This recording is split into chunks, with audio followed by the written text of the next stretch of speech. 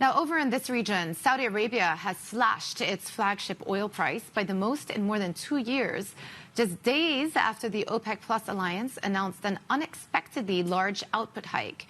It comes as Goldman Sachs also cuts its price outlook for the second time in under a week, citing growing recession risks.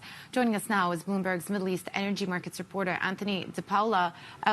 Friday, you and I had a conversation about the decision out of OPEC Plus that surprised everybody and sent oil markets a lot lower, that in conjunction with the tariff news. And over the weekend, we found out now that Saudi have officially lowered the official selling price, that they're selling oil to Asia. Are the two related? Yeah, good morning, Jemima. So back again so soon, and lots of oil news, and it's not good in terms of pricing and in terms of the potential outlook for demand if we put all this stuff together. So as you said, that additional oil coming onto the market from OPEC in the month of May, what we saw from the Saudis over the weekend was their official selling price for the month of May. So what they do is they put out differentials. In this case, it's a discount that they'll apply to the price of Brent. Effectively, that's the global benchmark, and that is what sets the price that the customers will buy. Those refiners in Asia mainly, lots of buyers in Europe as well, but Asia is their main market, and that's what we're looking at. So that's where this biggest cut in about 3 years since 2022.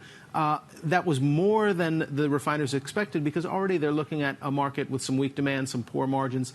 Then on top of that, you've got this additional supply, so the Saudis need to bring that price down even more in order to get these buyers to buy that because they've just got more choice in the market, more barrels, so they are overwhelming demand a little bit there. So is this about increasing/maintaining market share as opposed to stabilizing the price now? Is that the calculus, do you think, from Saudi Arabia? Yeah, well, this was that change in policy that we saw last week from trying to support that price to getting back some of that market share. Now, we've seen the price just dropping. We've lost over $10 on both WTI and Brent since last week, since before these tariffs were introduced by the U.S. administration. So that's having a massive impact on oil.